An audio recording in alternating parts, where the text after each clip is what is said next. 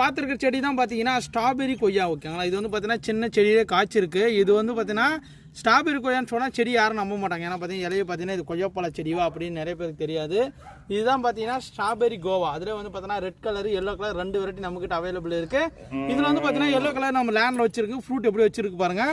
Fruit நம்ம அறுத்து நம்ம ஸ்டார்ட் பண்ணலாம். ஏன்னா பார்த்தீங்கன்னா பழம் பழுத்துருச்சு பாருங்கள், கொலன்னு ஆயிடுச்சு ஓகேங்களா. இன்னும் வந்து பார்த்தீங்கன்னா ஃபுல்லாக பழுக்கு மொத்தம் வந்து பார்த்தீங்கன்னா எல்லோ கலராக மாறும் ஓகேங்களா. இது வந்து பார்த்தீங்கன்னா அப்படியே சாப்பிட்டு அப்படியே செம டேஸ்ட்டாக இருக்கும். ஏன்னா நிறைய பேர் நீங்கள் சாப்பிட்ருக்க மாட்டீங்க. ஸ்ட்ராபெரியும் அப்புறம் வந்து கொய்யாப்பழம் டேஸ்ட்டில் இனிப்பாக புளிப்பும் கலந்த மாதிரி இருக்கும். சாப்பிட்டு பார்க்கலாம்.